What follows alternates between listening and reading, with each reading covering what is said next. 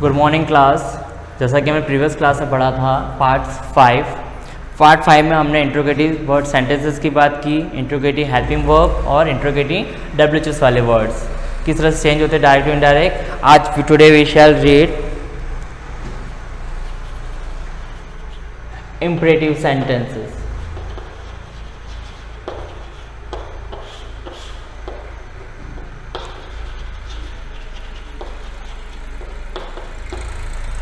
Imperative sentences वो होते हैं सेंटेंसेस जिसमें कोई भी सब्जेक्ट से स्टार्ट नहीं होते सेंटेंसेस, मतलब सब्जेक्ट से स्टार्ट ना हो, सीधे वर्ब से स्टार्ट होने वाले सेंटेंसेस को क्या कहते हैं? इम्परेटिव सेंटेंस कहते हैं। For example, go out side, stand up,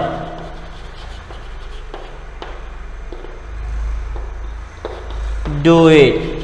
ये सारे जो मैंने आपको सेंटेंसेस दिए सारे के सारे इम्परेटिव सेंटेंसेस होते हैं जो किससे स्टार्ट होते हैं? वर्ब से स्टार्ट होते हैं। कहने का सेंस ये है कि आप हिंदी में भी इनको कह सकते हैं अज्ञार्थक वाक्य से कहते हैं, जिसमें सब्जेक्ट का यूज़ नहीं होता है, सीधे वर्ब से स्टार्ट होने वाले सेंटेंसेस हैं, उन्हें इम्परेटिव सेंटेंस कहते हैं। देखिए ये सेंटेंस किस तरह से चेंज होते हैं।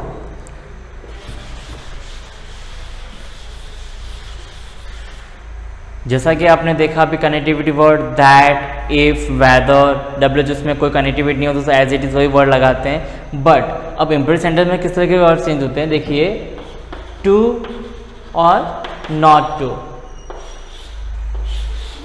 ये तो कनेक्टिविटी वर्ड का यूज़ किया जाता है। इसके अंदर टू का यूज़ होता है अफर्मेटिव सेंटेंसेस में यूज़ होता है इसका, और नॉट टू का नेगेटिव सेंटेंसेस में इसका यूज़ होता है। ये दोनों ही कनेक्टिविटी वर्ड हैं। जब भी इम्परेटिव सेंटेंस को डायरेक्ट इनडायरेक्ट चेंज करते हैं, टू और नॉट टू कनेक्टिविटी वर्ड का यूज होता है। टू का अफर्मेटिव सेंटेंस में चेंज करने पर और नॉट टू का नेगेटिव सेंटेंस में चेंज करने पर। देखिए सेंटेंस किस तरह चेंज होते हैं।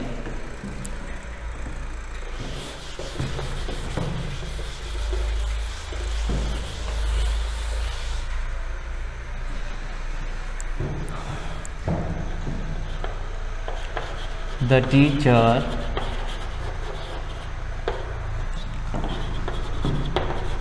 said to the students,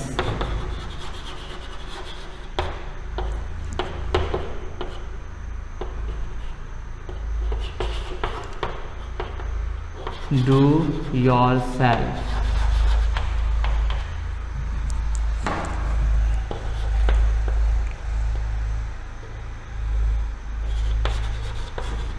she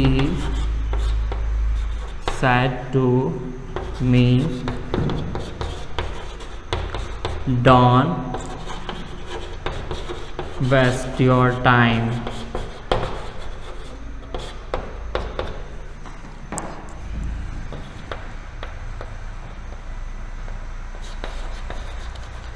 Ram said to her,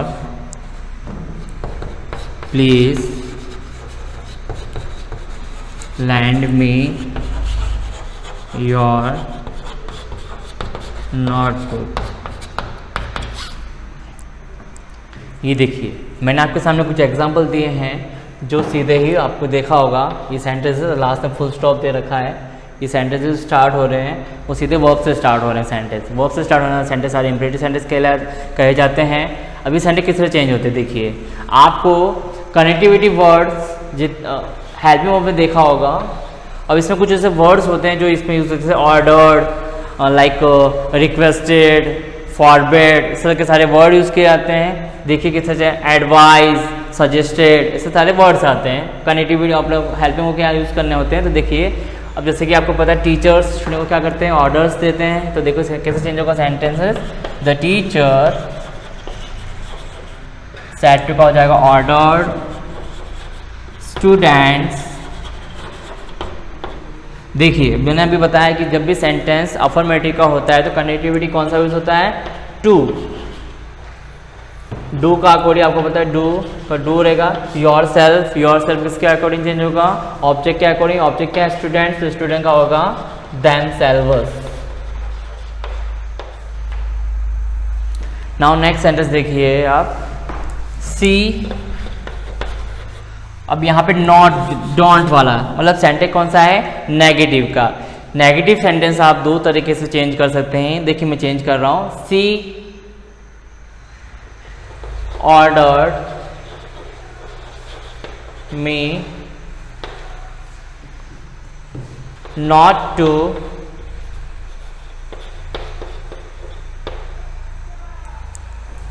waste me, your क्या करें, मी का हो जाएगा माई टाइम। एक नॉट टू से चेंज होता है और एक चेंज होता है, नेक्स्ट सेंटेंस देखिए, सी फॉरवर्ड मी। जब आप रिपोर्टिंग वर्ब में फॉरवर्ड यूज करते हैं, मतलब सेंटेंस जब नेगेटिव का हो आपका, तो आप जब चेंज करोगे तो इंट्रोगेटिव में जो हेल्पिंग होता है, हेल्पिंग की जगह हम यहाँ फॉरवर्ड यूज करते हैं, तो नॉट टू का क्या चेंज हो जाता है, टू में चेंज हो जाता है, और sentence is waste my time. देखिए सेंटेंस आप फिर से देखिए सेंटेंस आप, जब भी रिपोर्टिंग वर्ब सेड टू हो, सेंटेंस इंट्रोगेटिव का हो, तो इंट्रोगेटिव में जब भी हेल्पिंग वर्ब रिपोर्टिंग वर्ब की जगह आप जब फॉरवर्ड वर्ड यूज करते हैं, तो नॉट टू ना यूज करके हमें क्या यूज करना होता है, टू यूज करना होता है कनेक्टिविटी वर्ड में, जैसा कि मैंने चेंज किया है, she forward me to waste my time. और लास्ट सेंटेंस देखिए आप, जब सेंटेंस में प्लीज वर्ड हो, रिपोर्टेड स्पीच में प्लीज वर्ड हो, तो रिपोर्टिंग वर्ब की जगह रिक्वेस्टेड वर्ड का यूज होता है। Ram requested her, please requested में चेंज हो गया, तो यहाँ पे अब होगा टू, क्योंकि सिंपल सेंटेंस है, अफर्मेटिव सेंटेंस के चलते मैंने यहाँ पे कनेक्टिविटी टू का यूज किया है। लैंड मी, ऑब्जेक्ट क्या आप देखिए, मी आई का ऑब्जेक्ट होता है, आई फर्स्ट वर्ड पर सब्जेक्ट क्या कौन चेंज होगा, तो राम का होगा यहाँ पे हिम। योर, यू का पॉजिटिव है, और यू ऑब्जेक्ट के अकॉर्डिंग, तो हर का पॉजिटिव होता है हर। Not book,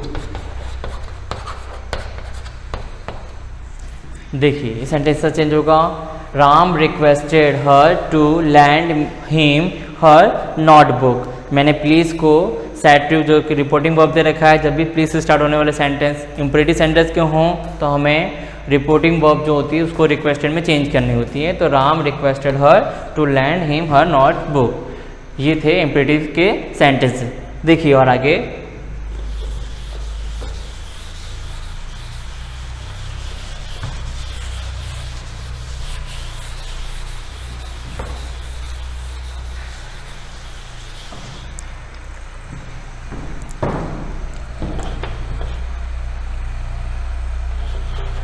Ramesh said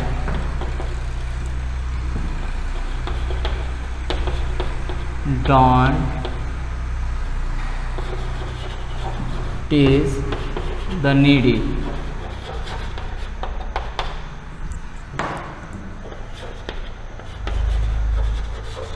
They said don't play here.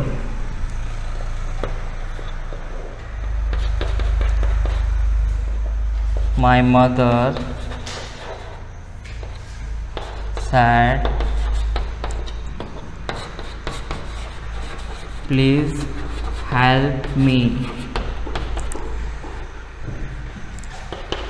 देखिए मैंने कुछ और एग्जाम्पल दिए हैं आपके सामने, देखिए किस तरह चेंज होगा। जैसा कि इसमें पता है नॉट डोंट सेंटेंस स्टार्ट, मतलब ये सेंटेंस सारे नेगेटिव के इंपरेटिव सेंटेंस हैं, तो आपको जैसा होता है यहाँ पे क्या होगा, फॉरवर्ड, रमेश का रमेश रहेगा। अब यहाँ फॉरवर्ड लगाने के चलते यहाँ पे नॉट टू की जगह किसका यूज होगा, टू का, टीज का, टीज द नीडी, तो द नीडी वर्ड आएगा, सेंटेंस चेंज होगा, Ramesh forward to tease the needy.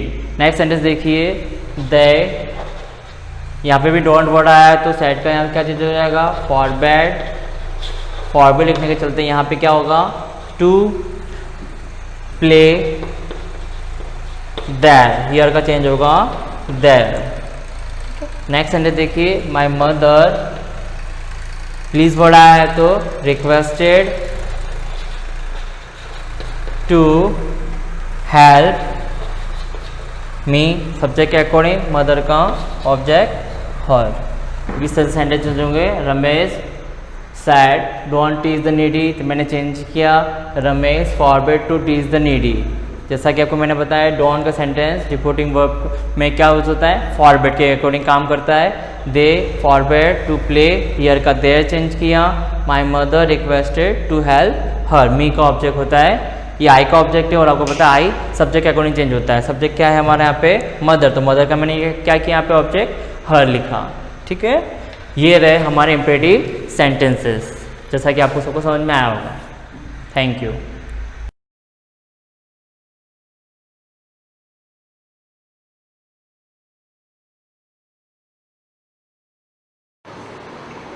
Good morning students, last class में हमने चैप्टर सेकंड को ख़त्म किया है, मेजर यूनिट्स एंड मेजरमेंट। ठीक है, अब जो हमारा नया चैप्टर है वो है motion in a straight line.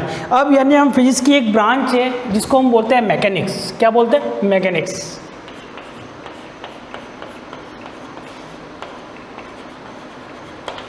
Mechanics किसको पढ़ना स्टार्ट कर रहे हैं हम? मैकेनिक्स को पढ़ना स्टार्ट कर रहे हैं। तो मैकेनिक्स को हम क्या करेंगे 11वीं क्लास में पढ़ेंगे। ठीक है, इसके बाद जो हमारा और 11 के अंदर हमको क्या क्या पढ़ना है, तो जैसे कि थर्मोडाइनेमिक्स हम 11 के अंदर पढ़ेंगे, मैकेनिक्स हम 11 के अंदर पढ़ेंगे, फ्लूइड मैकेनिक्स हम 11th के अंदर पढ़ेंगे। ठीक है, इसके बाद जो फिजिक्स की अदर ब्रांचेस है जैसे ऑप्टिक्स है, वेव ऑप्टिक्स है, तो वो हम कहाँ पर पढ़ेंगे? 12th में पढ़ेंगे।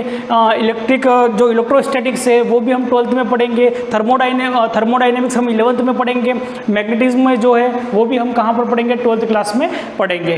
तो इस यहाँ पर फिजिक्स में हम लगभग जो हमारा जो सिलेबस है वो किसके ऊपर डिपेंड है? मैकेनिक्स के ऊपर डिपेंड है। क्या है? मैकेनिक्स के ऊपर डिपेंड है। अब ये इस मैकेनिक्स के अंदर हम क्या पढ़ेंगे, तो इस मैकेनिक्स के अंदर हम क्या नॉलेज लेंगे? तो मैकेनिक्स के अंदर जो हम नॉलेज लेंगे वो किसका नॉलेज लेंगे? मोशन का। किसका नॉलेज लेंगे हम? मोशन का। यानी हम कह सकते हैं कि मैकेनिक्स के अंदर हम किसका नॉलेज लेंगे? तो नॉलेज हम जो लेंगे वो किसका लेंगे? तो मोशन का, knowledge of motion. Knowledge of motion. ठीक है, तो मैकेनिक्स के अंदर हम जो नॉलेज लेंगे या हम जो स्टडी करेंगे वो किसके बारे में करेंगे? ऑल अबाउट मोशन के बारे में। ठीक है, अब मैकेनिक्स को भी हमने 3 पार्ट में डिवाइड करके रखा है। एक हमने बोला है स्टैटिक्स। क्या है? बोलते हैं स्टैटिक्स बोलते हैं। दूसरी है काइनेमेटिक्स।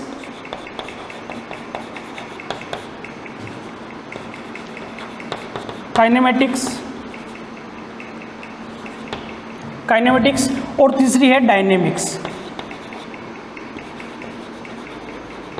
क्या है? डायनेमिक्स। ठीक है, तो मैकेनिक्स के अंदर हम मोशन के बारे में पढ़ेंगे सारी चीज़ें, क्योंकि ये जो पूरा यूनिवर्स है या फिर अगर हम अर्थ की बात करें या जो हमारा नेचर है, ठीक है, इस नेचर में कोई भी ऑब्जेक्ट हो, कोई भी बॉडी हो, कोई भी पार्टिकल हो, वो एट मोशन में। किस में है? एट मोशन में। अब आप सोचोगे सर आप तो खड़े हो, आपका मोशन में हो, तो मैं भी क्या हूँ? मोशन में। क्यों मोशन में? क्योंकि मैं अर्थ के ऊपर हूँ। अभी हमारा जो नेचर है वो कहाँ पर? अर्थ के ऊपर है। और हम कहाँ पर है? अर्थ के ऊपर है। और अर्थ भी क्या कर रही है? रोटेशनल मोशन कर रही है, यानी एक तो अपनी एक्सिस पे घूमती है और एक सन के चारों ओर घूमती है। ठीक है, तो एक्सिस पर 1 रोटेशन यानी 360 डिग्री कब कंप्लीट करती है? तो 1 डे यानी 24 आवर में, और सन के चारों 365 डेज में। ठीक है, तो हमारी अर्थ घूम रही है और अर्थ के साथ हम भी घूम रहे हैं, यानी हम एट रेस्ट नहीं है। इसीलिए मैकेनिक्स के अंदर हम जो नॉलेज लेते हैं या हम जो स्टडी करते हैं वो किसके बारे में करते हैं? मोशन के बारे में करते हैं। तो एक है हमारा स्टैटिक्स, एक है काइनेमेटिक्स और एक है डायनेमिक्स। ठीक है, तो स्टैटिक्स के अंदर हम कौन सी चीज़ों के बारे में पढ़ेंगे? ठीक है, तो स्टैटिक्स के अंदर पढ़ेंगे हम स्टडी ऑफ कंडीशन। कौन सी कंडीशन के बारे में पढ़ेंगे? तो स्टडी ऑफ कंडीशन। ठीक है, और स्टडी ऑफ कंडीशन, किस कंडीशन की स्टडी हम करेंगे? तो बॉडी इज एट रेस्ट। ठीक है, तो अगर बॉडी रेस्ट कंडीशन में है तो उसको हम किसके अंदर पढ़ेंगे? स्टैटिक्स के अंदर पढ़ेंगे। तो स्टैटिक्स के अंदर जो हम स्टडी करेंगे कौन सी कंडीशन का करेंगे? तो body is a at rest, यानी रेस्ट कंडीशन में अगर बॉडी होगी तो उसकी स्टडी हम किसके अंदर करेंगे? स्टैटिक्स के अंदर करेंगे। दूसरा है काइनेमेटिक्स। तो काइनेमेटिक्स के अंदर हम किसकी स्टडी करते हैं? तो काइनेमेटिक्स के अंदर हम स्टडी करते हैं जब वो बॉडी कौन सी कंडीशन में आती है? मोशन की कंडीशन में। अगर बॉडी मोशन करेगी तो हम किस चीज़ों को देखेंगे? तो अगर कोई बॉडी मोशन कर रही है तो वो उसका क्या होगा? डिस्टेंस चेंज होगा। क्या चेंज होगा, डिस्टेंस चेंज होगा, उसके टाइम कुछ लगेगा। अगर मोशन कर रही है एक प्लस टू यानी one position to other position अगर बॉडी जा रही है तो कुछ टाइम लगेगा, तो डिस्टेंस है, टाइम है। अगर बॉडी मोशन कर रही है तो उसके पास क्या होगी, वेलोसिटी होगी। क्या होगी, वेलोसिटी होगी। अगर उसकी वेलोसिटी टाइम के साथ चेंज हो रही है तो उस बॉडी के पास क्या होगा, तो उस बॉडी के पास होगा एक्सेलरेशन होगा।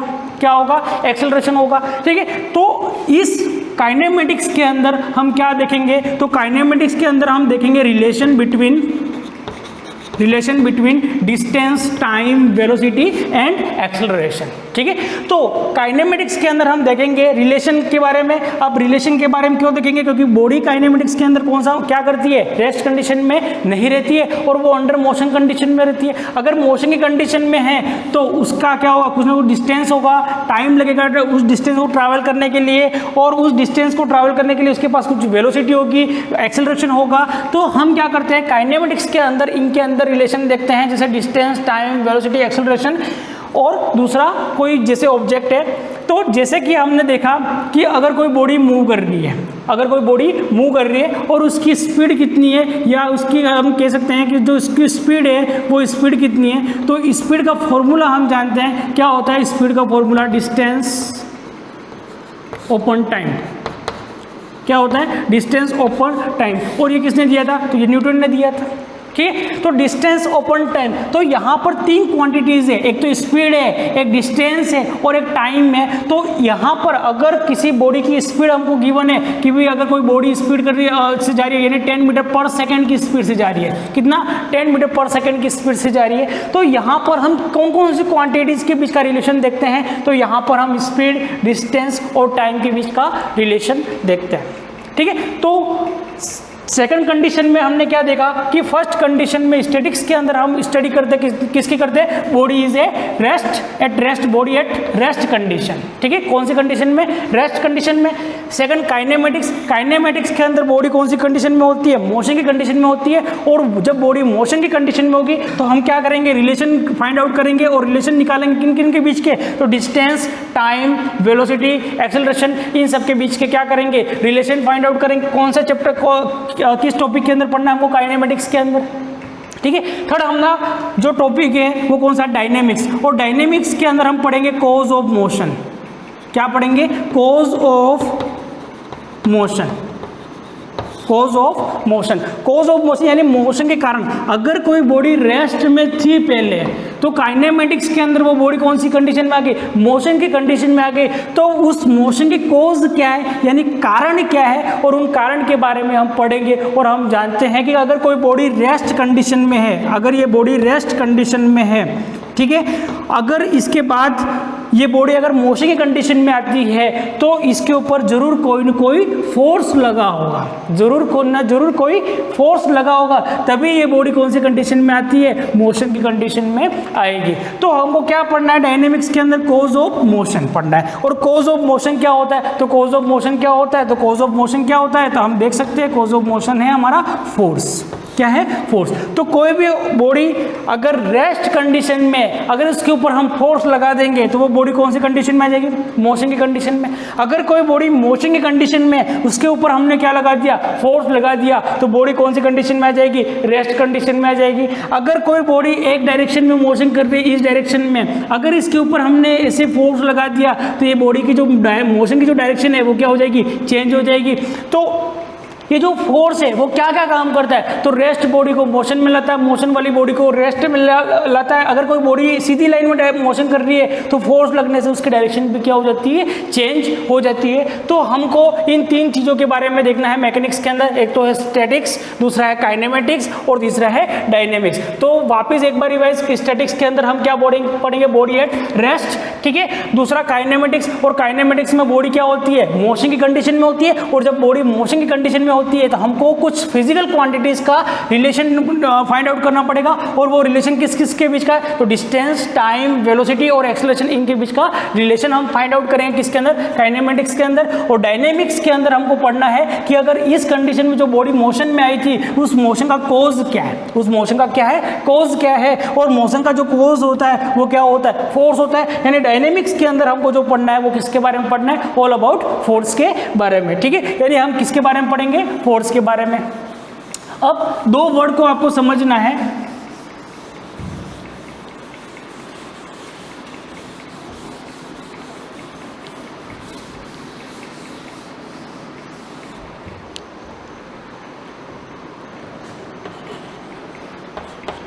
Rest and motion.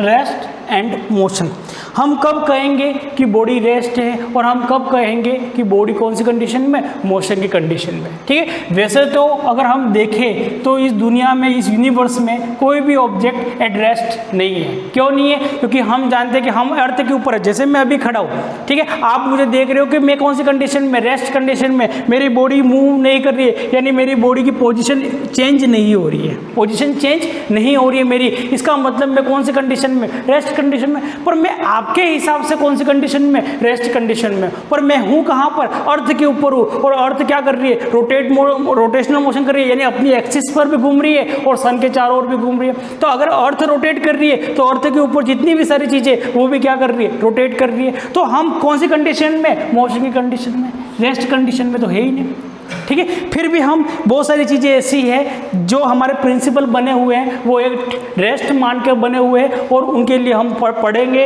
कि एट रेस्ट क्या होता है, ठीक है। तो हम किसी भी बॉडी को रेस्ट कब बोलेंगे, तो वो अपनी सराउंडिंग की, यानी अगर ये ऑब्जेक्ट है, ये कोई ए पॉइंट है, ये कोई बी पॉइंट है, ठीक है, और ये कोई सी पॉइंट है, ठीक है। कोई ऑब्जेक्ट है या कोई आदमी है वो यहाँ पर खड़ा है, यहाँ पर खड़ा है, तो अगर ये ए पॉइंट पर खड़ा है तो बी से इसका डिस्टेंस कितना है, तो हमने बोला 10 मीटर सर, कितना, 10 मीटर, ठीक है। सी से इसका डिस्टेंस कितना है, तो सी से इसका डिस्टेंस है 15 मीटर, कितना है, 15 मीटर।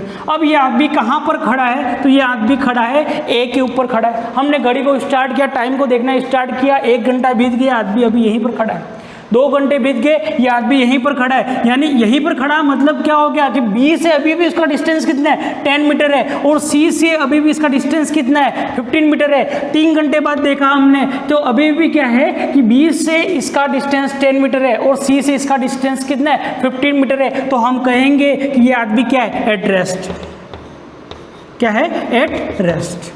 क्यों, क्योंकि इसके जो सराउंड में जो चीज़ें प्रेजेंट है, इसके चारों ओर जो चीज़ें प्रेजेंट है, उनकी रेस्पेक्ट में इसने अपनी पोजीशन चेंज नहीं की है। अगर इसके सराउंड में जितनी भी चीज़ें हैं, जैसे बी खड़ा है, कोई सी है, तो इनके रेस्पेक्ट में अगर इसकी पोजीशन चेंज होती तो हम क्या कहते हैं कि ये जो आदमी है वो कौन सा है, एट मोशन में। कहाँ पर है, एट मोशन में। तो वैसे तो इस दुनिया में, इस यूनिवर्स में सारी चीज़ें क्या है, एट मोशन है, पर हम क्या करें, किसको रेस्ट बोलेंगे, तो हम उसको रेस्ट बोलेंगे कि जैसे कि इस आदमी को हमने रेस्ट बोला, कब बोलेंगे, जब इसने अपने सराउंड के रेस्पेक्ट में, विद रेस्पेक्ट टू सराउंड, इसने अपनी पोजीशन चेंज नहीं की, तो अब इसको हम क्या बोलेंगे, एट रेस्ट बोलेंगे, ठीक है। जैसे एक एग्जाम्पल सुनो कि ये कोई एक ट्रेन है, ट्रेन का ये कोई कंपार्टमेंट है, 15-15 कंपार्टमेंट है या 10 कंपार्टमेंट है, हम कह सकते हैं या डिब्बे कह सकते हैं जनरल भाषा में अपने डिब्बे, कि ट्रेन का कोई ये डिब्बा है। इस डिब्बे में एक सीट लगी हुई है यहाँ पर, ठीक है, और इस सीट पर एक आदमी बैठा हुआ है। एक सीट यहाँ पर लगी हुई है, ठीक है, और यहाँ पर एक आदमी बैठा हुआ है, और एक आदमी प्लेटफॉर्म पे खड़ा है। कहाँ पर खड़ा है, प्लेटफॉर्म पे खड़ा है, ठीक है। अब हमने इस वाले आदमी को, ये इसका नाम है ए और इसका नाम है बी और इसका नाम है सी, ठीक है। तो हमने बी को पूछा कि ये आदमी कौन सी कंडीशन में, जो आपके सामने ए बैठा हुआ है वो कौन सी कंडीशन में, तो बी ने क्या बोला कि वो तो एट रेस्ट कंडीशन में, 4 घंटे से हम दोनों साथ में ट्रैवल कर रहे हैं, अभी तक ये उठ के टॉयलेट करने भी नहीं गया, यानी वहीं पर बैठा हुआ, उसने अपनी position with respect to B क्या की, चेंज की नहीं की, इसीलिए बी ने क्या बोला कि वो अभी कौन सी कंडीशन में, रेस्ट कंडीशन में। पर जब हमने सी से पूछा तो सी ने कहा कि ये आदमी तो अभी कहाँ पर था, उदयपुर था, अभी अभी ये सलूम्बर के लिए निकला, क्योंकि ये ट्रेन, ये आदमी कहाँ पर खड़ा हुआ है, प्लेटफॉर्म पे खड़ा हुआ है, और इस आदमी के रेफरेंस में अगर बात करें तो ये ट्रेन चल रही है, ठीक है। तो प्लेटफॉर्म पे जैसे खड़ा था, ये ट्रेन ऐसे आई और ये आगे निकल गई। तो इस सी के लिए ये वाला जो व्यक्ति था ए, वो कौन सी कंडीशन में था, एट मोशन की कंडीशन में था, क्या था, एट मोशन की कंडीशन में था। तो बी के रेस्पेक्ट में ये आदमी क्या है, एट रेस्ट है, और सी के रेस्पेक्ट में ये आदमी कौन सा है, एट मोशन में, जबकि आदमी एक ही है, ठीक है। पर एक बार हमने क्या बोला, एट रेस्ट बोला, और एक बार हमने क्या बोला, मोशन बोला, ठीक है। तो हम जानते हैं कि हमारे चारों ओर जितनी भी चीजें प्रेजेंट है वो सारी कौन सी कंडीशन में, रेस्ट कंडीशन में। कौन सी कंडीशन में, रेस्ट कंडीशन में। तो हम रेस्ट कौन सी कंडीशन में, मोशन की कंडीशन में। पर हम रेस्ट कब बोलते हैं, तो सराउंडिंग के रेस्पेक्ट में अगर उसकी पोजीशन चेंज होगी तो हम उसको बोलेंगे कि बॉडी कौन सी कंडीशन में, एट मोशन की कंडीशन में। और अगर सराउंडिंग उसकी चारों जो चीजें प्रेजेंट है उनके रेस्पेक्ट में अगर उसकी पोजीशन चेंज नहीं होती है तो हम क्या बोलेंगे, तो कि वो ऑब्जेक्ट कौन सी कंडीशन में, रेस्ट कंडीशन में। तो इस वर्ड को, रेस्ट एंड मोशन को शायद आप समझ चुके होंगे, ठीक है। तो रेस्ट का मतलब ये है कि सराउंडिंग की रेस्पेक्ट में अगर कोई भी बॉडी अपनी पोजीशन चेंज नहीं करती है तो उसको हम क्या बोलेंगे, एट रेस्ट। और सराउंडिंग के रेस्पेक्ट में अगर कोई बॉडी अपनी पोजीशन चेंज करती है तो उसको हम क्या बोलेंगे, एट मोशन। क्या बोलेंगे, एट मोशन। तो इसकी डेफिनेशन हम नेक्स्ट क्लास में कंटिन्यू करेंगे डेफिनेशन के साथ, ठीक है।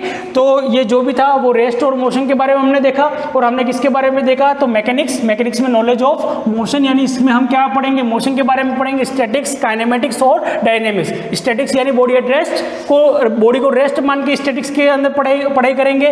काइनेमेटिक्स के अंदर बॉडी कौन सी कंडीशन में होगी, मोशन में, और वहां पर अगर बॉडी मोशन में है तो उसके रिलेशन हम देखेंगे कि डिस्टेंस, वेलोसिटी और टाइम के आपस में रिलेशन क्या होते हैं। और डायनेमिक्स के अंदर हम पढ़ते हैं कॉज ऑफ मोशन के बारे में, जो कि हम नेक्स्ट क्लास में कंटिन्यूस करेंगे। थैंक यू, धन्यवाद।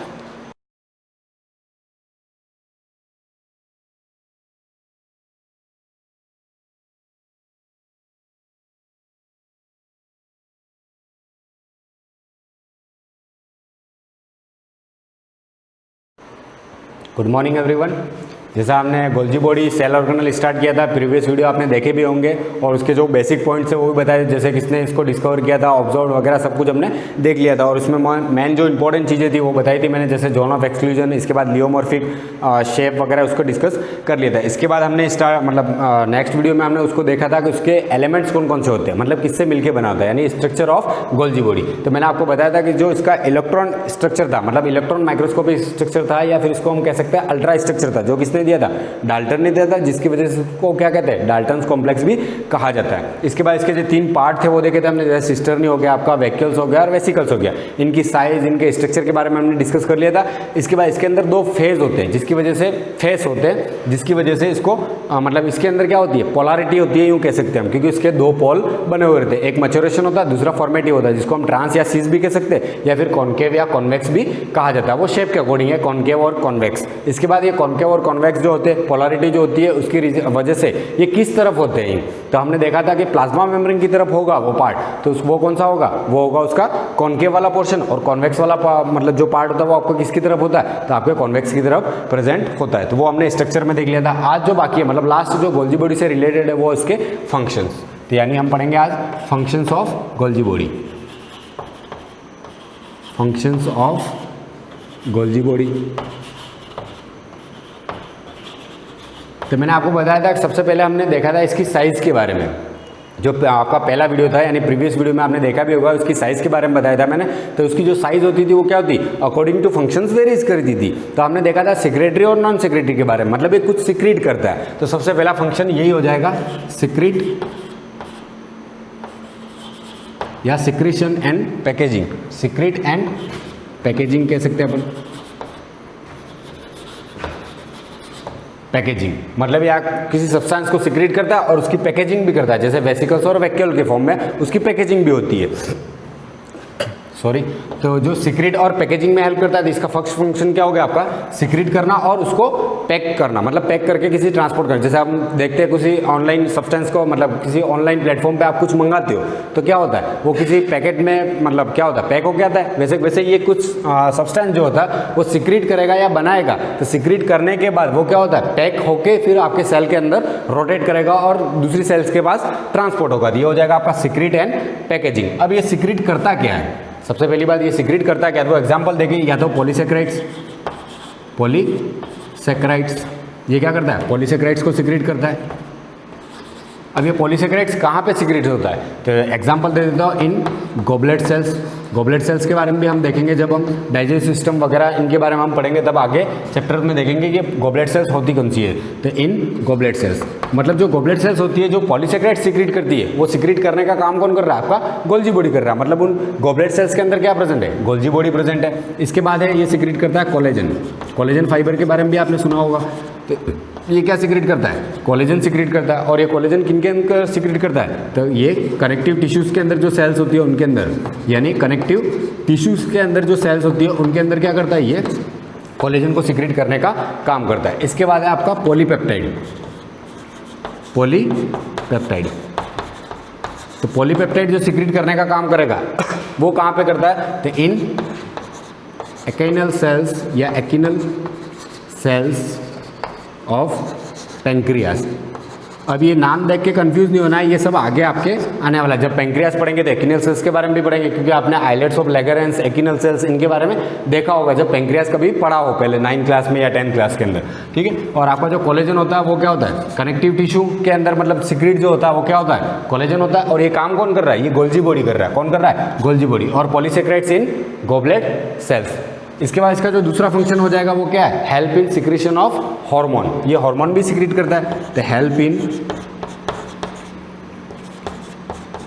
Secretion of hormone. तो हार्मोन को सीक्रेट करने का भी काम करता है। जैसे एग्जांपल ले ले हार्मोन, तो थायरोक्सिन, आपका थायरोक्सिन।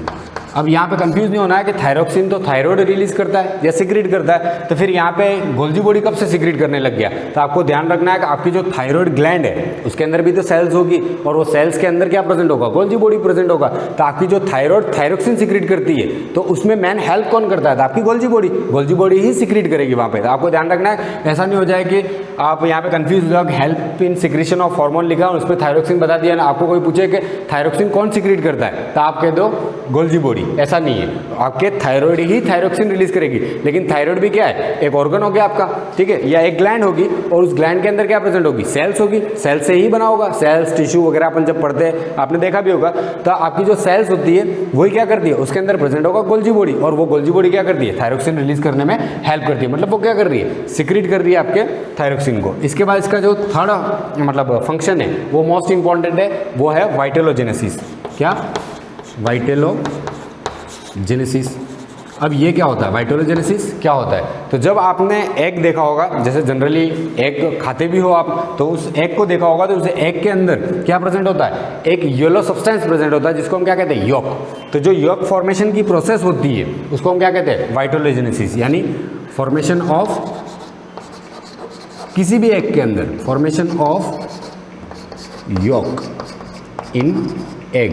मतलब किसी भी एग के अंदर जब यॉक फॉर्मेशन होता है तो उस प्रोसेस को हम क्या कहते हैं, वाइटेलोजेनेसिस कहते हैं। और ये जो आपका गोल्जी बॉडी होता है ये वाइटेलोजेनेसिस में भी क्या करता है, हेल्प करता है। और ये वाइटेलोजेनेसिस में जो यॉक होता है, ये यॉक का काम क्या होता है, जो एग होता है आपका, उसका रिजर्व फूड मटेरियल होता है यॉक। तो योग क्या होता है यूँ पूछे आपको, तो ये क्या होता है, reserve food material of egg. मतलब जब आपका एग मैच्योर होता है तो मैच्योर होने के लिए उसको जो मतलब फूड सब्सटेंस चाहिए, वो सब्सटेंस कहाँ से मिलता है, उसको योग की फॉर्म में मिलता है। यानी ये क्या हो जाएगा, reserve food material of egg. तो यहाँ पे लिख सकते हैं हम, ये क्या हो जाएगा, रिजर्व फूड मटेरियल। ये आपका क्या हो गया, रिजर्व फूड मटेरियल हो गया। तो इस प्रोसेस को हम क्या कहते हैं, वाइटेलोजेनेसिस कहते हैं। इसके बाद जो फंक्शन है वो है, पहले हमने भी देख लिया इसको, cell plate formation during cell division. ये क्या करता है, सेल प्लेट बनाता है। तो cell plate formation during cell division. और ये पहले हमने डिस्कस भी कर लिया था, किसके अंदर, एंडोप्लाज्मिक रेटिकुलम के अंदर, कि जो आपकी सेल प्लेट बनी होती है वो किससे बनी होती है, एंडोप्लाज्मिक रेटिकुलम और गोल्जी बॉडी के फ्रेगमेंट से बनी होती है, जिसको हम क्या कहते हैं, फ्रेगमोप्लास्ट कहते हैं। तो आपका जो सेल प्लेट फॉर्मेशन में भी क्या करता है, गोल्जी बॉडी हेल्प करता है। ये भी इसका एक फंक्शन हो गया। भले एंडोप्लाज्मिक रेटिकुलम का भी फंक्शन है, लेकिन दोनों का कॉमन फंक्शन है सेल प्लेट फॉर्मेशन। तो आपको ये भी ध्यान रखना है कि सेल प्लेट फॉर्मेशन में भी हेल्प करता है। और यहाँ पे मैं लिख नहीं रहा हूँ क्योंकि हमने पहले देख लिया है, फ्रेगमोप्लास्ट, एंडोप्लाज्मिक और रेटिकुलम और गोल्जी बॉडी के जो होते हैं उसके फ्रेगमेंट से ही आपका सेल प्लेट फॉर्मेशन होता है। इसके बाद जो फंक्शन की अगर अपन बात करें,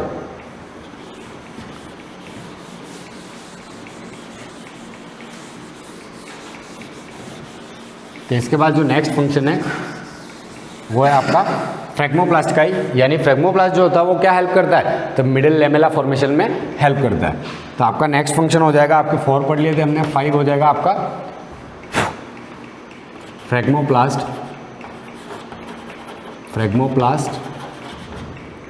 ये फ्रेगमोप्लास्ट क्या होता है, तो फ्रेगमेंट्स ऑफ गोल्जी बॉडी। तो phragmoplast help in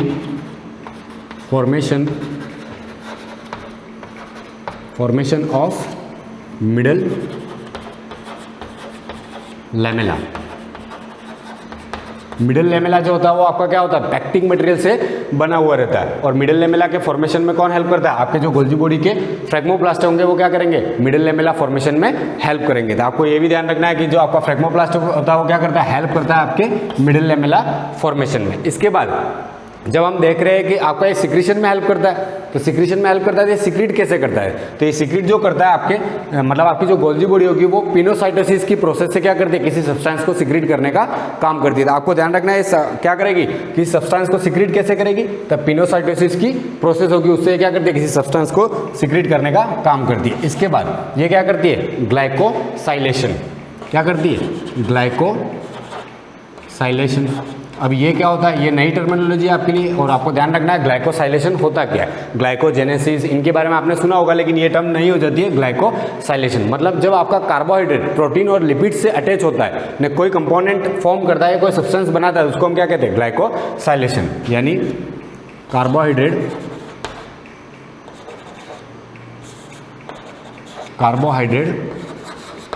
attach with protein and lipids. जब आपका कार्बोहाइड्रेट प्रोटीन और लिपिड से जुड़ता है और कोई सब्सटेंस फॉर्मेशन करता है, तो उस प्रोसेस को हम क्या कहते हैं, ग्लाइकोसाइलेशन कहते हैं। तो जब आपका कार्बोहाइड्रेट प्रोटीन और लिपिड से जुड़कर कोई सब्सटेंस बनाएगा, तो उस प्रोसेस को हम क्या कहेंगे, ग्लाइकोसाइलेशन कहेंगे। मोस्ट इंपॉर्टेंट हो जाता है। अब जैसे एग्जाम्पल देख ले ग्लाइकोसाइलेशन के, तो जैसे आपका प्रोटीन प्लस कार्बोहाइड्रेट, और ये कार्बोहाइड्रेट कैसा होता है, तो ओलिगोसेकेराइड होता है। ये क्या होता है, तो हम जब बायोमोलिक्यूल पढ़ेंगे तब बताऊंगा मैं आपको। तो प्रोटीन प्लस कार्बोहाइड्रेट ये कैसा है, तो ओलिगोसेकेराइड है। ये जब जुड़ता है तो जो कंपोनेंट बनता है वो क्या कहलाता है, ग्लाइकोप्रोटीन कहलाता है। क्या कहलाता है, ग्लाइकोप्रोटीन। ये क्या बनेगा, ग्लाइकोप्रोटीन बनेगा। और ये ग्लाइकोप्रोटीन जो होता है वो मोस्ट इंपॉर्टेंट होता है। क्यों इंपॉर्टेंट होता है, क्योंकि ये सेल आइडेंटिफिकेशन में हेल्प करता है। ये जो ग्लाइकोप्रोटीन होता है वो किस में हेल्प करता है, तो हेल्प इन सेल, या लिख सकते हैं अपन हेल्प इन सेल आइडेंटिफिकेशन। ये सेल आइडेंटिफिकेशन में क्या करता है, हेल्प करता है। तो आपको ध्यान रखना है, सेल आइडेंटिफिकेशन में कौन हेल्प करता है, आपका ग्लाइकोप्रोटीन। और ये कैसे बनता है, ग्लाइकोसाइलेशन की प्रोसेस से बनता है। और ये इसमें हेल्प कौन करता है, आपकी गोल्जी बॉडी। यानी जब प्रोटीन और कार्बोहाइड्रेट कंबाइन होते हैं तो क्या बनाएंगे, ग्लाइकोप्रोटीन बनाएंगे। और किसमें हेल्प करेगा, सेल आइडेंटिफिकेशन में। अब ये होता क्या, सेल आइडेंटिफिकेशन, तो ये ध्यान रखना कि हर ह्यूमन बींग्स के अंदर या कोई भी एनिमल्स हो, जैसे ह्यूमन बींग्स की बात करूं मैं, तो ह्यूमन बींग्स के अंदर जब ऑर्गन ट्रांसप्लांटेशन होता है, जब क्या होता है, ऑर्गन ट्रांसप्लांटेशन होता है, तो आपने सुना होगा ऑर्गन मैच करना पड़ता है। क्या करना पड़ता है, ऑर्गन मैच करना पड़ता है। और वो मैच क्या करते हैं, वो मैच करते हैं ग्लाइकोप्रोटीन। क्योंकि हर ह्यूमन बींग के अंदर जो ग्लाइकोप्रोटीन होता है वो क्या होता है, डिफरेंट होता है। डिफरेंट होता है यानी यूं नहीं है कि वो मैच नहीं करेगा, मैच तो करता है, लेकिन सबके अंदर एक जैसा हो ऐसा जरूरी नहीं है। जैसे ब्लड ग्रुप मैच करना पड़ता है, वैसे ही जब ऑर्गन ट्रांसप्लांटेशन करते हैं तब क्या मैच करते हैं, ग्लाइकोप्रोटीन। और उनका ग्लाइकोप्रोटीन अगर उस ऑर्गन से मैच होता है तभी उसको ट्रांसप्लांट किया जाता है। इसलिए हम कहते हैं सेल आइडेंटिफिकेशन में क्या करता है, हेल्प करता है। इसके बाद है आपका लिपिड्स के बारे में देख लेते हैं। तो जैसा आपका लिपिड्स प्लस आपका कार्बोहाइड्रेट जब जुड़ेगा, लिपिड्स प्लस कार्बोहाइड्रेट, जब आपका लिपिड और कार्बोहाइड्रेट जुड़ते थे क्या बनाते हैं, ग्लाइकोलिपिड्स बनाते हैं। क्या बनाएंगे, ग्लाइकोलिपिड्स। और इस प्रोसेस को हम क्या कहेंगे, ग्लाइकोसाइलेशन। तो ये हो गया आपका सॉरी लिपिड्स प्लस कार्बोहाइड्रेट, जब ये जुड़ते हैं तो क्या बनाते हैं, ग्लाइकोलिपिड्स बनाते हैं। और ये ग्लाइकोलिपिड्स क्या हेल्प करता है, जैसे यहाँ पे हमने ग्लाइकोप्रोटीन के बारे में देखा था, हेल्प इन सेल आइडेंटिफिकेशन। ये मोस्ट इंपॉर्टेंट हो जाता है, आपको ध्यान रखना है ऑर्गन ट्रांसप्लांटेशन में किसको मैच किया जाता है। और आपका जो लिपिड्स प्लस कार्बोहाइड्रेट जुड़ेगा तो ये क्या बनाएगा, ग्लाइकोलिपिड्स बनाएगा। और ये क्या करता है, ये सेल को प्रोटेक्शन प्रोवाइड करने का काम करता है। क्योंकि मेम्ब्रेन का मेन जो कंपोनेंट होता है वो क्या होता है, ग्लाइकोलिपिड्स ही होता है। तो ये क्या करेगा, ये प्रोटेक्शन प्रोवाइड करने का काम करेगा। इसके बाद एक्रोसोम फॉर्मेशन इन स्पर्म। नेक्स्ट फंक्शन क्या हो जाएगा आपका, acrosome formation in sperm. Acrosome of sperm. तो स्पर्म का जो एक्रोसोम होता है वो वास्तव में क्या होता है, आपकी गोल्जी बॉडी होता है। और इसके अंदर क्या प्रेजेंट होते हैं, इसके अंदर हाइड्रोलाइटिक एंजाइम या भी कह सकते हैं हम, इसके अंदर लाइसिन एंजाइम प्रेजेंट होते हैं। क्या प्रेजेंट होते हैं, इसके अंदर लाइसिन एंजाइम प्रेजेंट होते हैं। अब ये करता क्या है, तो आपने देखा होगा जब स्पर्म के स्ट्रक्चर को आपने कभी देखा हो तो उसका जो हेड वाला पोर्शन होता है, जैसे हम बात करें जो हेड वाला पोर्शन है, इसके ऊपर एक टीप लाइक स्ट्रक्चर प्रेजेंट होता है ऐसे, ठीक है। इसके बाद इसके अंदर टेल होती है वगैरह, आपने देखा होगा। तो ये जो टीप लाइक स्ट्रक्चर होता है इसके अंदर क्या प्रेजेंट होता है, एक्रोसोम प्रेजेंट होता है। या ये गोल्जी बॉडी का ही पार्ट होता है, जिससे गोल्जी बॉडी से ही एक्रोसोम बनता है यूं कह सकते हो, या एक्रोसोम ही गोल्जी बॉडी है, ये सभी कहा जा सकता है। और इसके अंदर क्या होता है, लाइसिन एंजाइम होते हैं। लाइसिन एंजाइम मतलब हाइड्रोलाइटिक एंजाइम होते हैं। जब फर्टिलाइजेशन होता है, जब ये स्पर्म जो होता है आपके एग के कांटेक्ट में आता है, तो उसकी जो लेयर है उससे जैसे ही वो टच करता है तो ये एक्रोसोम क्या हो जाता है, बर्स्ट हो जाता है, मतलब फट जाता है। और फटने के बाद इसके अंदर से क्या निकलता है, लाइसिन एंजाइम निकलते हैं, जो आपके एग की लेयर को क्या करते हैं, डिसॉल्व करते हैं और स्पर्म उसके अंदर एंटर करता है। तो आपको इतना ध्यान रखना है उसमें, तो ये पता होना चाहिए एक्रोसोम होता क्या और ये किससे मिलके बना होता है या किससे बना होता है। तो ये गोल्जी बॉडी से बना होता है या गोल्जी बॉडी का ही पार्ट होता है। इसके बाद लास्ट जो फंक्शन आपका बचता है वो है आपका लाइसोसोम फॉर्मेशन। तो ये क्या करता है, help in formation of primary lysosome. अब ये प्राइमरी लाइसोसोम क्या है, क्योंकि आज तक तो आपने लाइसोसोम ही सुना होगा, लाइसोसोम। तो ये क्या करता है, प्राइमरी लाइसोसोम फॉर्मेशन में हेल्प करता है। अब ये प्राइमरी लाइसोसोम किसको कहते हैं, तो प्राइमरी लाइसोसोम उनको कहा जाता है जिस लाइसोसोम के अंदर जो एंजाइम होते हैं, क्योंकि लाइसोसोम की बात करें तो उसके अंदर क्या होता है, उसके अंदर हाइड्रोलाइटिक एंजाइम्स प्रेजेंट होते हैं, इसलिए हम इसको क्या कहते हैं, सुसाइडल बैग भी कहते हैं। तो जो आपका प्राइमरी लाइसोसोम का मतलब क्या होगा, इसके अंदर जो एंजाइम्स होंगे वो किस फॉर्म में होंगे, इनएक्टिव फॉर्म में होंगे। तो जो गोल्जी बॉडी लाइसोसोम बनाएगी वो कैसा होगा, प्राइमरी लाइसोसोम होगा, और उसके अंदर एंजाइम्स कैसे होंगे, इनएक्टिव। तो इनएक्टिव एंजाइम्स लाइसोसोम के अंदर प्रेजेंट होंगे, तो उस लाइसोसोम को हम क्या कहेंगे, उसको हम कहेंगे प्राइमरी लाइसोसोम कहेंगे। और वो बनाता कौन है, आपका गोल्जी बॉडी ही बनाता है। इसके बाद जो लास्ट मैंने आपको बताया था, यहाँ पे डिस्कस कर लेंगे। तो आपको ध्यान रखना है कि इसके अंदर जो भी सिक्रेटरी सब्सटेंस है वो कैसे बाहर निकलता है, मतलब आपकी गोल्जी बॉडी से अगर वो सेल से बाहर निकलेगा तो वो बाहर कैसे निकलता है, तो वो जिस प्रोसेस का इस्तेमाल करता है उसको कहते हैं हम रिवर्स पिनोसाइटोसिस। अब ये पिनोसाइटोसिस क्या होता है वो हमने देख लिया। लिक्विड सब्सटेंस को जब सेल्स क्या करती है, एंगल्फ करती है, मतलब अंदर लेती है, जिसको हमने कहा था सेल ड्रिंकिंग। आपने प्रीवियस वीडियो देखे होंगे तो उसके अंदर हमने डिस्कस की थी पिनोसाइटोसिस के बारे में। तो अब ये रिवर्स क्या होगा, तो रिवर्स मतलब उसकी जस्ट उल्टी प्रोसेस, मतलब यूँ समझ लीजिए ये आपका गोल्जी बॉडी का पार्ट है और इसके अंदर कोई सब्सटेंस है, तो उसकी जैसे ही पैकेजिंग होगी, पैकेजिंग होने के बाद ये सेल्स क्या करेगी, अब हमने बाहर देखा था कुछ ऐसा स्ट्रक्चर बना दिए, तो ये वेसिकल्स यहाँ पे उल्टा बनाएगी, मतलब अंदर की तरफ वेसिकल्स बनाएगी और इसको अंदर ले लेगी और ये बाहर की तरफ आ जाएगा, और इसको हम क्या कहेंगे, रिवर्स पिनोसाइटोसिस कहेंगे। जब आपने पिनोसाइटोसिस की प्रोसेस देखी होगी तो आपको ये समझ में आ जाएगा कि रिवर्स पिनोसाइटोसिस क्या होता है। मतलब पिनोसाइटोसिस की प्रोसेस का जस्ट ऑपोजिट जो होगा वो क्या कहलाएगा, रिवर्स पिनोसाइटोसिस होगा। तो ये हो गया आपके फंक्शंस ऑफ गोल्जी बॉडी। इसके बाद आएगा आपका नेक्स्ट सेल ऑर्गन। यहाँ पे हमने इसके फंक्शन देख लिए, स्ट्रक्चर देख लिया और इसकी डिस्कवरी के बारे में देख लिया। इसके बाद जो हम पढ़ेंगे वो नेक्स्ट आपका सेल ऑर्गेनल होगा, जो हम नेक्स्ट वीडियो में डिस्कस करेंगे। Thank you.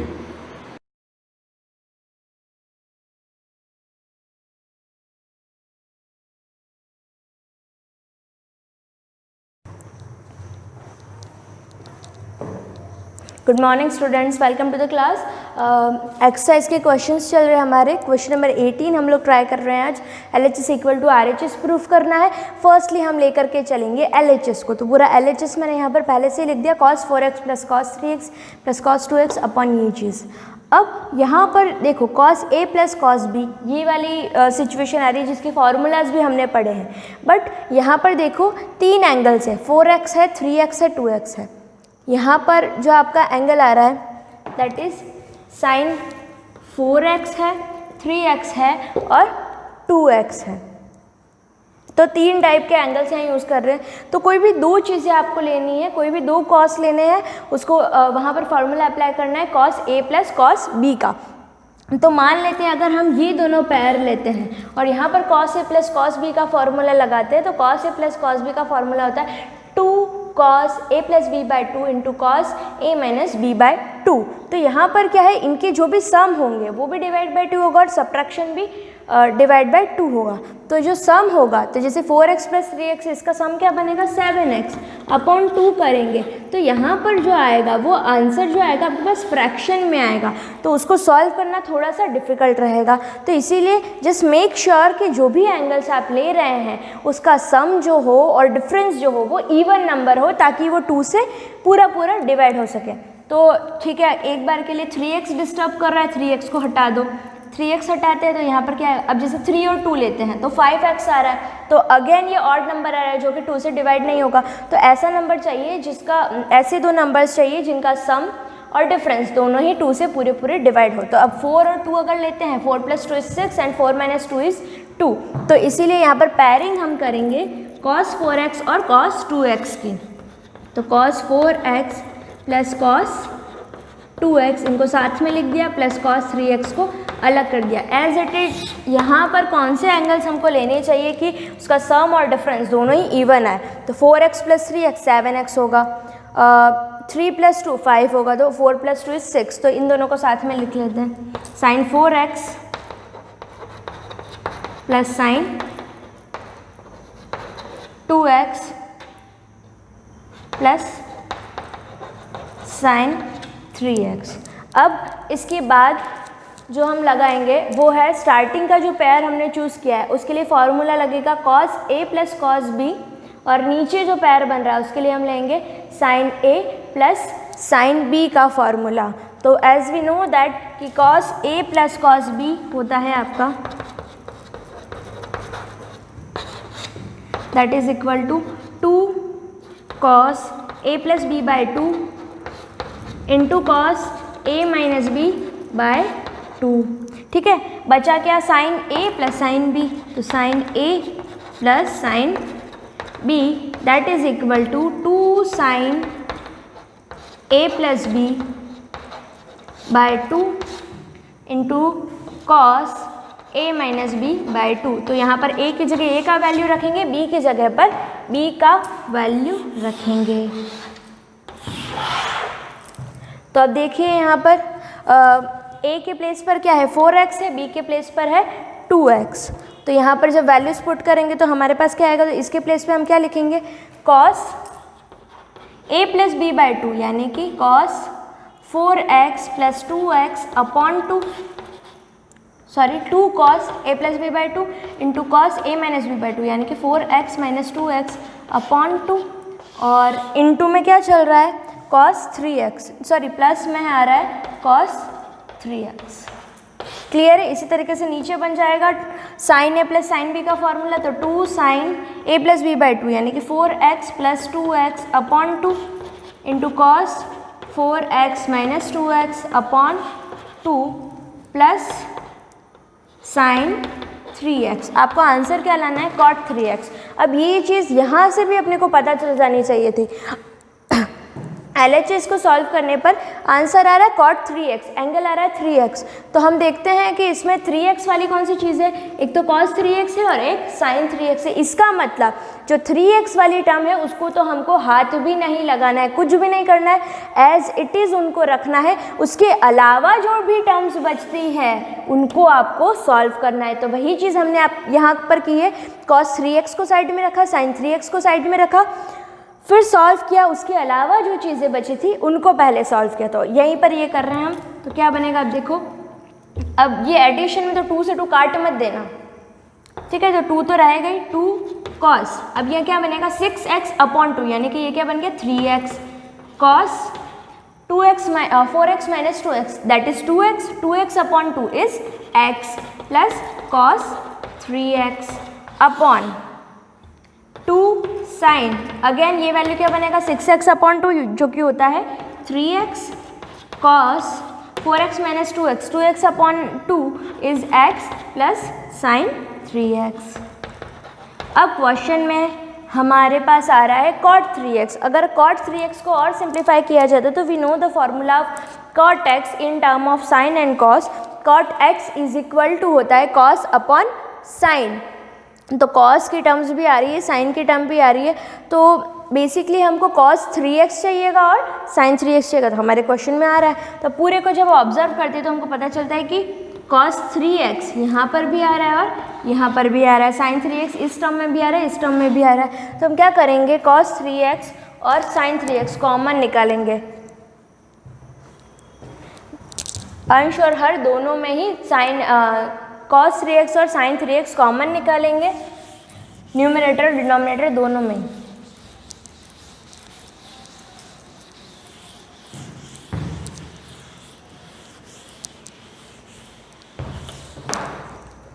तब क्या बनेगा यहाँ पर, जब कॉमन निकालेंगे हम तो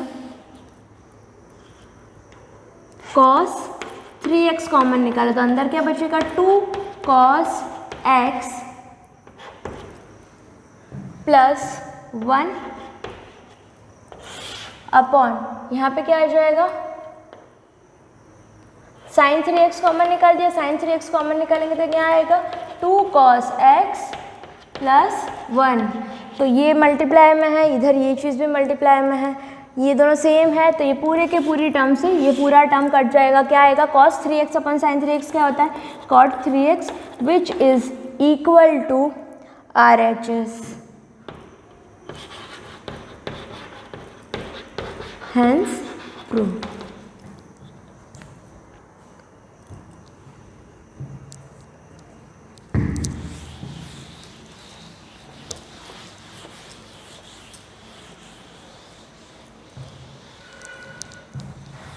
अब नेक्स्ट क्वेश्चन देखते हैं। ये लास्ट था 18, this is 19, tan 4x।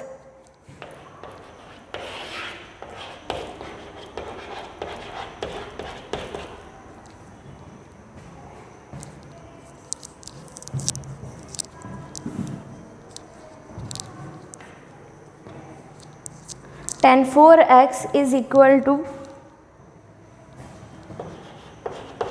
4 tan x into 1 minus tan square x upon 1 minus 6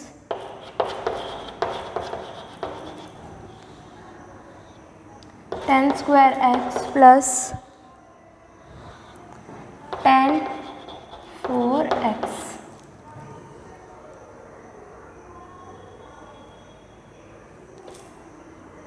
okay, this the question. LHS को सॉल्व करना है और RHS आंसर लाना है। तो स्टार्ट करते हैं। LHS लिया हमने, LHS is our tan 4x। तो इस चीज़ को क्या हम ऐसे लिख सकते हैं, tan 2 इंटू 2x। तो यहाँ पर फॉर्मूला क्या बनता है, tan 2x का फॉर्मूला क्या होता है, since tan 2x is equal to 2 tan x upon 1 minus tan square x। ठीक है, तो अब यहाँ पर हमारे पास x की जगह पर क्या है, यहाँ पर x की जगह पर क्या है, 2x दे रखा है क्वेश्चन में।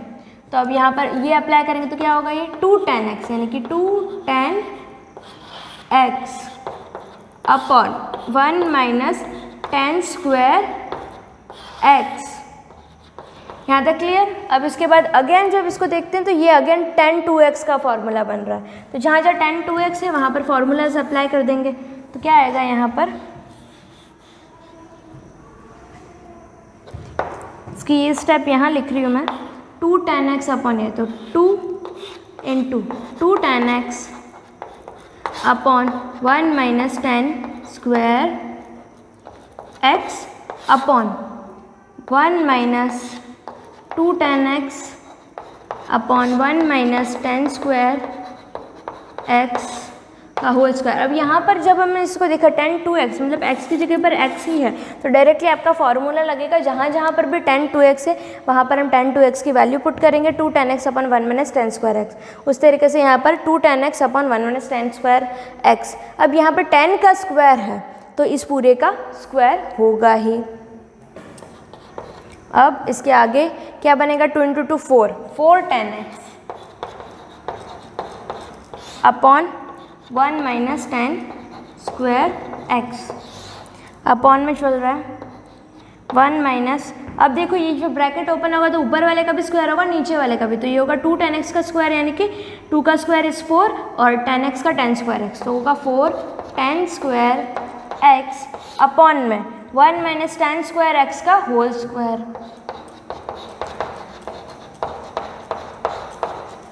ओके, अब देखो यहाँ पर next step, 4 tan x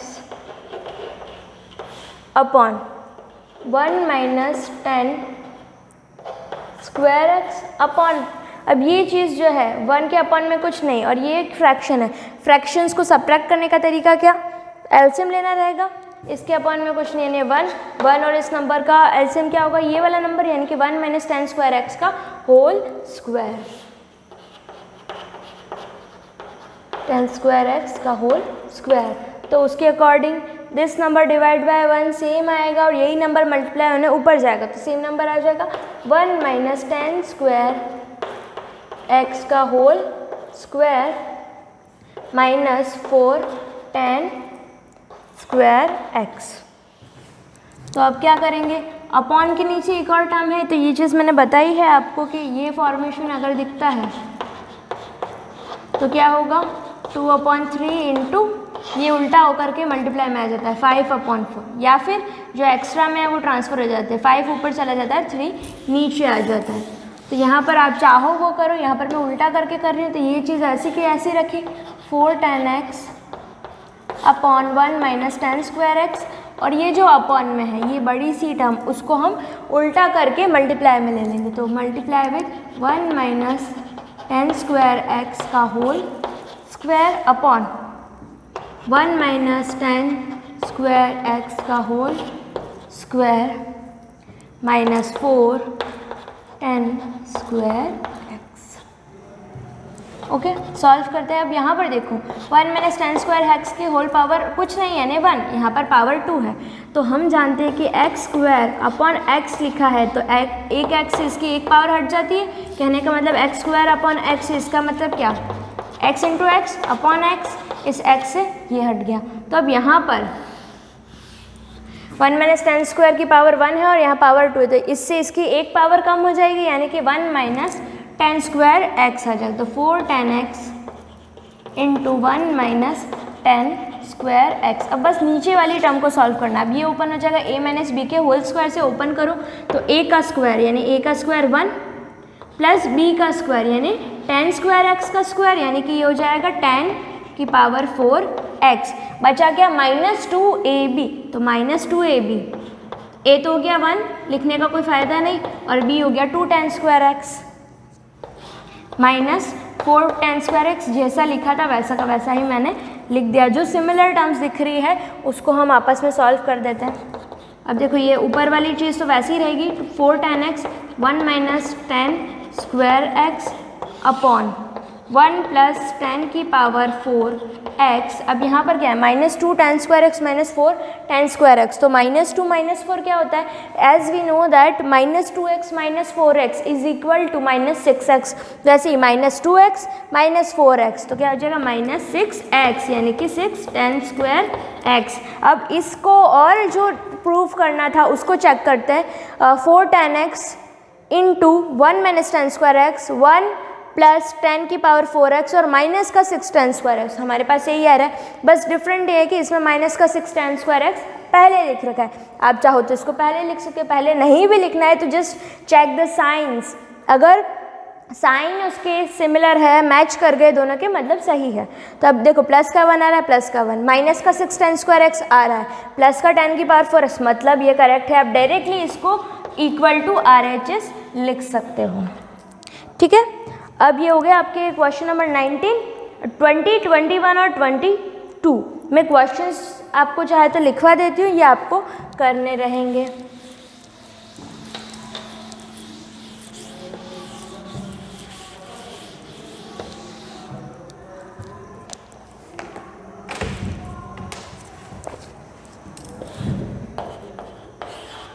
question number 20 है cos 4x, बहुत इजी है, इजीली हो जाएंगे ये। 1 minus 8 sine square x into cos square x. Now 21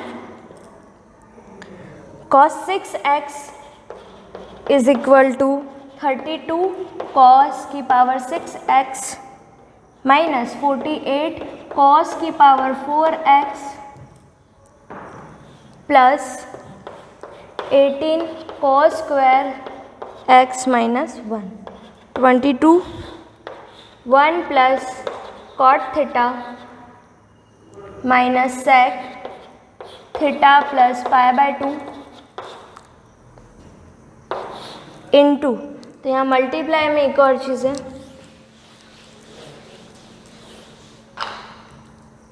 theta plus pi by 2 1 plus cot theta plus sec theta plus pi by 2 equal to get theta. Okay, ये 3 questions है, ये आपको attempt करने हैं. आई होप ये हो जाएंगे. इसके बाद जो हम स्टार्ट करेंगे, इसकी नेक्स्ट जो लास्ट एक्सरसाइज है 3.4, तब तक के लिए आप इसको प्रैक्टिस कीजिए और इसमें किसी भी टाइप का कोई भी डाउट हो तो आप मुझे पूछेंगे. Thank you.